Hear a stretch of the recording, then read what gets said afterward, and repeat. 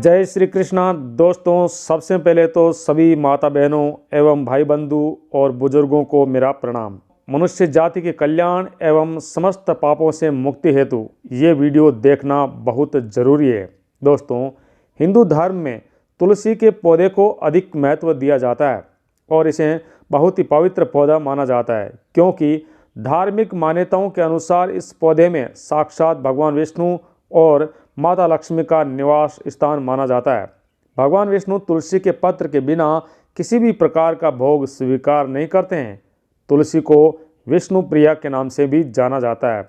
इसलिए जो मनुष्य तुलसी की पूजा करता है वह कभी दरिद्र नहीं होता है, उसकी कभी दुर्गति नहीं होती है। ऐसा मनुष्य घोर पाप करने पर भी नरक में नहीं जाता है। तुलसी को जल देने से क्या फल मिलता है, आइए जानते हैं इस महान एवं पावन पवित्र कथा के माध्यम से। एक बार देवी सत्यभामा भगवान श्री कृष्ण से पूछती है, हे स्वामी, आप तो तीनों लोकों के स्वामी है, फिर भी आप इस तुलसी के पौधे की पूजा क्यों करते हैं? इसे नित्य जल क्यों चढ़ाते हैं? अतः हे स्वामी, मैं इस पौधे को जल चढ़ाने का महत्व जानना चाहती हूँ। श्री कृष्ण कहते हैं, हे देवी सत्यभामा, तुलसी साक्षात देवी लक्ष्मी का ही रूप है। इसकी नित्य पूजा करने से करोड़ों फायदे हैं। इसे जल चढ़ाने से मनुष्य के करोड़ों पाप नष्ट हो जाते हैं। हे देवी सत्यभामा, तुलसी को जल अर्पित करने से पहले मैं तुम्हें एक अत्यंत प्राचीन कथा सुनाता हूँ। इस कथा के माध्यम से तुम्हें तुम्हारे प्रश्नों के उत्तर मिल जाएंगे, इसलिए तुम इस कथा को ध्यान से सुनो। श्री कृष्ण कहते हैं, हे देवी, जो भी मनुष्य इस कथा का श्रवण कर लेता है उसे 100 वर्षों तक तुलसी को जल देने का फल प्राप्त होता है। देवी सत्यभामा कहती है, हे प्रभु, इस कथा को मैं अवश्य सुनना चाहती हूँ। आप मुझे कथा सुनाइए, मैं पूरे ध्यान से सुनूंगी। और हाँ, कथा सुनने के साथ ही यदि आप अपने जीवन में कुछ नया सीखना चाहते हैं तो चैनल को सब्सक्राइब जरूर कर लें। दोस्तों, भगवान श्री कृष्ण कहते हैं, हे देवी सत्यभामा, इस विषय में एक प्राचीन ज्ञानवर्धक कहानी है और ये अति प्राचीन ज्ञान भी है, जो बहुत ही उत्तम और पुण्य फल प्रदान करने वाला भी है। हे देवी, पूर्व काल की बात है, अवंतीपुर में धनेश्वर नाम का एक ब्राह्मण रहता था। वह जन्म से तो ब्राह्मण था, परंतु वो कर्म से भ्रष्ट कपटी बुद्धि वाला था। वो कंबल तथा चमड़ा आदि बेचकर धन कमाने वाला था और अत्यधिक झूठ बोलने वाला था। उसका मन हमेशा बुरे काम में लगा रहता था। वह चोरी वेश्यागमन तथा जुए खेलने में रहता था। उसने अपने जीवन में कभी कोई पुण्य का काम नहीं किया था, शास्त्रों का अध्ययन नहीं किया था, पूजा पाठ भी नहीं करता था। सदैव अपना मन दूसरों के धन पर लगाकर उसे बटोरने में लगा रहता था और रात्रि में गणिकाओं के साथ रात बिताता था। इस प्रकार से वह अत्यंत पापी ब्राह्मण अपना जीवन केवल पाप करने में ही व्यतीत करता था। उसने कभी भी भगवान का नाम श्रवण नहीं किया और ना ही कभी देवी देवताओं का पूजन किया। इस प्रकार से पाप करते हुए उसे अनेक वर्ष बीत गए और एक दिन वह ब्राह्मण धन को बेचने के लिए और खरीदारी करने के लिए महेशमतीपुरी में जा पहुंचा। और उस नगर के पास से नर्मदा नदी बहती है। उस स्थान पर नदी में स्नान करने के लिए दूर दूर से लोग आया करते हैं। फिर वह ब्राह्मण एक आश्रम में ठहरता है। उस आश्रम में अनेक विद्वान ब्राह्मण पुराणों का अध्ययन और भगवान विष्णु की आराधना में मग्न रहते थे। वह पाखंडी ब्राह्मण भी उन ब्राह्मणों के पास रुक जाता है। उसे भी भगवान विष्णु के गुणगान सुनने का अवसर मिला और 1 महीने तक वह उस स्थान पर रुका। फिर वहां पर आए लोगों ने गायों का पूजन करके ब्राह्मणों को भोजन कराया, तो उस पापी ब्राह्मण ने भी उनके साथ बैठकर भोजन किया और भगवान का प्रसाद ग्रहण किया। वहीं पर उस आश्रम में एक तुलसी का पौधा भी था। वह ब्राह्मण अनजाने में उस तुलसी के पौधे में पानी डालता था। उसके मन में कोई विचार नहीं था कि वह क्या कर रहा है और वह रोज उठकर एक पात्र में जल लेकर तुलसी के पौधे में जल डालता रहता था। फिर एक दिन वह आश्रम में सोया हुआ था, तभी उस स्थान पर एक विषैला सर्प आ गया और उस ब्राह्मण को डस लेता है और उस ब्राह्मण की नींद में ही मृत्यु हो जाती है। सुबह जब अन्य ब्राह्मणों ने उसे देखा तो उसे मृत पाया। ब्राह्मणों ने उसके मुंह में तुलसी पत्र और तुलसी का पानी डाल दिया। उसके बाद वहां पर यमदूत प्रकट हुए और उसे पकड़कर यमलोक ले जाने लगे। रास्ते में जाते हुए वह ब्राह्मण विलाप करने लगा और यमदूतों से कहने लगा, मुझे कहाँ ले जा रहे हो और मेरी मृत्यु किस कारण से हुई है। यमदूत कहने लगे, अरे दुष्ट ब्राह्मण, तूने जन्म से लेकर मृत्यु तक बहुत पाप किए हैं और तेरे पापों के कारण तुझे एक सर्प ने काट लिया है और तेरी मृत्यु हो गई है। अब हम तुझे यमलोक ले जा रहे हैं। वहां पर यमराज तेरे पाप कर्मों का लेखा जोखा करेंगे और निश्चित ही तुझे घोर नरक में डालेंगे। फिर वह ब्राह्मण जोर जोर से विलाप करने लगा और यमदूतों से क्षमा याचना करने लगा, परंतु यमदूतों को उस पर जरा सी भी दया नहीं आई और वे उसे पीटते हुए यमलोक लेकर गए। जब यमदूत उस ब्राह्मण को लेकर यमराज के सामने पहुंचे तो यमराज के पास बैठे हुए चित्रगुप्त ने उस ब्राह्मण के जन्म से लेकर मृत्यु तक का लेखा जोखा निकाला और यमराज से कहने लगे, हे भगवान, इस ब्राह्मण ने तो जन्म से लेकर मृत्यु तक पाप ही पाप किए हैं और अभी तक इसने कोई भी पुण्य का काम नहीं किया है। ये तो जन्म से ही पापी है, इसे एक कल्प के लिए नरक में डाल दिया जाए। दोस्तों, फिर यमराज कहते हैं, हे दूत, जीवन भर पाप करने वाले इस दुष्ट ब्राह्मण को उठाकर ले जाओ और इसे कुंभी पाक नरक में डाल दो। यमराज के आदेश का पालन करते हुए यमदूत उस पापी ब्राह्मण को लेकर चले गए और उसे मुदगरों से पीटते हुए कुंभी पाक नरक में ले गए।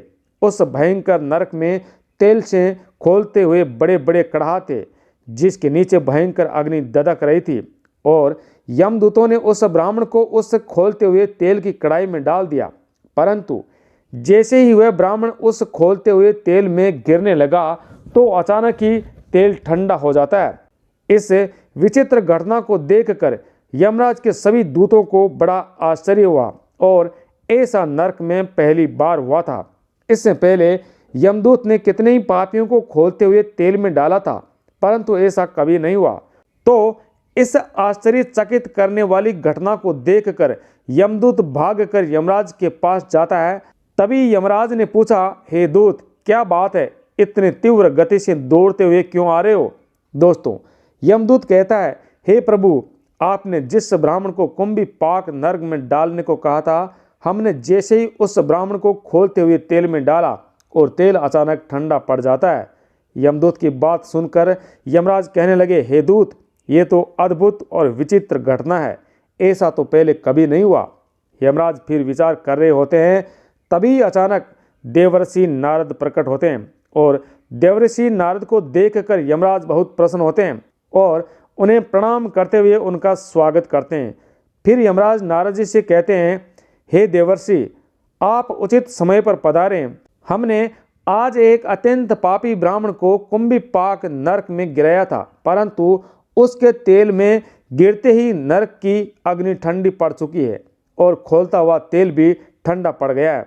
तब देवर्षि नारद यमराज से कहने लगे, हे धर्मराज, आपने जिस ब्राह्मण को कुंभी पाक नरक में डाला है वह नरक में डालने योग्य नहीं है, क्योंकि इस ब्राह्मण के द्वारा अनजाने में ही ऐसा काम हो गया है जो नरक का विनाश करने वाला है। जो मनुष्य पुण्य कर्म करने वाले लोगों के साथ रहता है उसे उनके पुण्य का फल अवश्य मिलता है, और ये ब्राह्मण तो 1 महीने तक भगवान विष्णु के भक्तों के साथ रहा है और इस ब्राह्मण ने आश्रम में रहते हुए नित्य तुलसी को जल अर्पण किया है, इसलिए ये बहुत बड़ा पुण्यमान बन गया है, जिसके कारण इसके समस्त पाप नष्ट हो गए और अब ये नरक में नहीं, आप ये तो विष्णु लोक का अधिकारी बन गया है।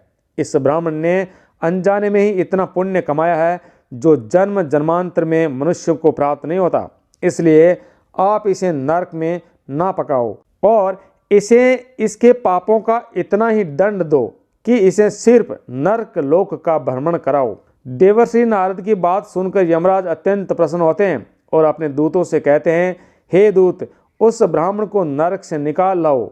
और इतना सुनते ही यमदूत उस ब्राह्मण को कुंभी पाक नरक से निकाल कर लाते हैं और अपने दूतों से कहते हैं, हे दूत, इस ब्राह्मण को ले जाओ और संपूर्ण नरक लोकों का दर्शन कराओ। यमदूत ब्राह्मण को ले जाते हैं और संपूर्ण नरकों का दर्शन कराने लगते हैं। दोस्तों, भगवान श्री कृष्ण कहते हैं, हे देवी सत्यभामा, इस प्रकार से यमदूत उस ब्राह्मण को संपूर्ण नरकों का दर्शन कराते हैं और ब्राह्मण को यक्ष लोक में ले जाते हैं और ब्राह्मण यक्ष बन जाता है भगवान श्री कृष्ण कहते हैं, हे देवी, वनस्पति नाम तुलसी, मासा नाम कार्तिकेय, प्रिया एकादशी तिथि नाम च क्षेत्रा नाम द्वारका मम प्रिया। अतः हे देवी, वनस्पति में मुझे तुलसी प्रिय है, मास में कार्तिक मास, तिथि में एकादशी और क्षेत्र में मुझे द्वारका प्रिय है।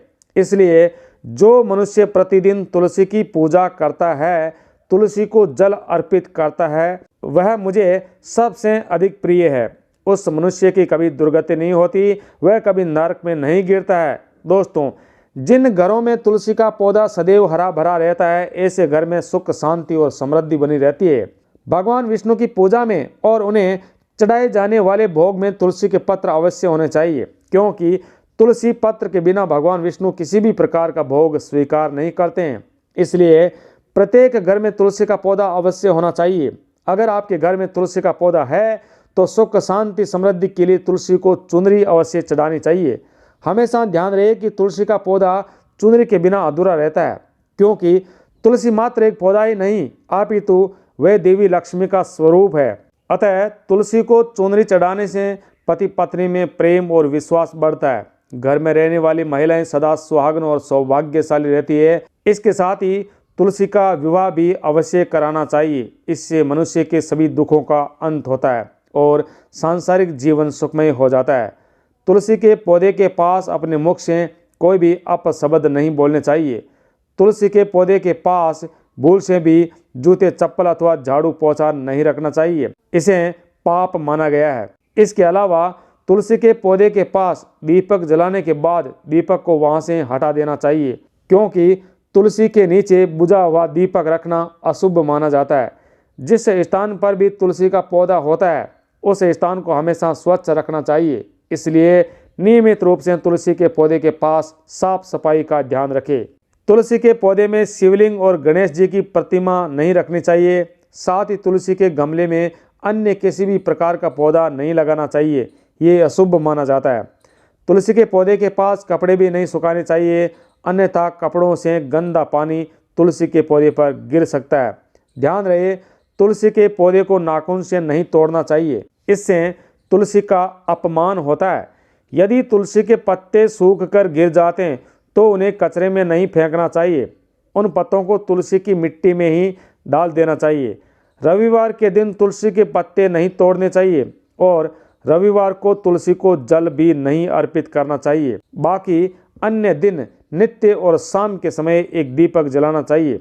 अक्सर महिलाएं स्नान के बाद तुलसी को जल देती है, अतः जल देते समय आपको हमेशा ही अपने बाल बांधकर माथे पर सिंदूर लगाकर ही तुलसी को जल देना चाहिए। इससे तुलसी माता का आशीर्वाद प्राप्त होता है। घर में तुलसी का पौधा लगाते समय ध्यान रहे, इसके लिए गंदी मिट्टी का इस्तेमाल नहीं करें। तुलसी के पौधे के लिए शमशान की अथवा गंदगी वाले स्थान की मिट्टी का भी प्रयोग नहीं करें, इससे तुलसी माँ रूठ जाती है और सूखने लगती है।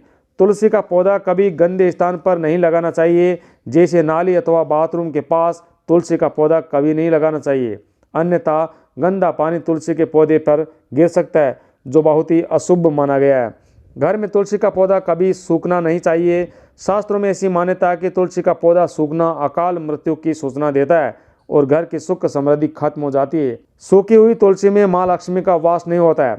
शास्त्रों के अनुसार मासिक धर्म के दौरान महिलाओं को तुलसी के पौधे में पानी नहीं डालना चाहिए और तुलसी को स्पर्श करना भी वर्जित माना जाता है। तुलसी को बिना स्नान किए जल नहीं देना चाहिए और पैरों में चप्पल आदि पहनकर भी तुलसी को जल देना वर्जित माना गया है। तुलसी को जल देते समय ध्यान रहे कि वह जल आपके पैरों पर ना पड़े, इससे तुलसी का अपमान होता है। भगवान श्री कृष्ण कहते हैं, नित्य तुलसी के दर्शन से मनुष्य को स्वर्ग की प्राप्ति होती है और तुलसी पत्र के सेवन से उसके सभी पाप नष्ट हो जाते हैं। तुलसी का पौधा हमेशा ही घर के सामने लगाना चाहिए। इसके अलावा इसे पूर्व अथवा उत्तर दिशा में भी लगा सकते हैं, सबसे अधिक शुभ माना जाता है। तुलसी के पास मरुस्थलीय पौधे रखना बेहद अशुभ माना जाता है। ऐसे पौधों से नकारात्मक ऊर्जा निकलती है। हमारे धर्म ग्रंथों एवं शास्त्रों में कहा गया है, जिन पौधों से हरी भरी कलियों की उत्पत्ति ना हो बल्कि उसके स्थान पर कांटे निकलते हो, तो ऐसे पौधों को तुलसी के पास कभी नहीं रखना चाहिए। और शास्त्रों में केले के पौधे का विशेष महत्व बताया गया है। अगर तुलसी के पास केले का पेड़ लगा देते हैं तो कई गुना अधिक के लाभ प्राप्त होते हैं, क्योंकि केले के पेड़ में भगवान विष्णु का वास होता है और तुलसी के पौधे में माता लक्ष्मी का वास होता है। अतः केले को तुलसी के पास लगाने से घर में सुख समृद्धि आती है। और इसके साथ ही तुलसी के पौधे में शालिग्राम जरूर रखना चाहिए। तुलसी के गमले में शालिग्राम रखने से और भी अधिक लाभ प्राप्त होता है, क्योंकि शालिग्राम भगवान विष्णु का स्वरूप माना जाता है, जो एक काले रंग का पत्र होता है जिसे बहुत ही विलक्षण और मूल्यवान माना गया है। शालिग्राम यदि आप तुलसी के गमले में रखते हैं तो आपके घर से संपूर्ण नकारात्मक ऊर्जा नष्ट हो जाएगी। घर में केवल एक ही शालिग्राम की पूजा करनी चाहिए। पुराणों में कहा गया है, भगवान विष्णु की पूजा से ज़्यादा उत्तम होता है शालिग्राम की पूजा करना। शालिग्राम को चंदन लगाकर उस पर एक तुलसी का पत्ता रखना चाहिए। प्रतिदिन शालिग्राम को पंचामृत से स्नान कराना चाहिए। ऐसा करने से सभी जन्मों के पाप नष्ट हो जाते हैं, क्योंकि शालिग्राम सकारात्मकता और पवित्रता का प्रतीक होता है। तो दोस्तों, ये थी तुलसी की जानकारी। अगर आपको जानकारी अच्छी लगी हो तो और लोगों के साथ भी ये वीडियो जरूर शेयर करें। आपका बहुत बहुत धन्यवाद।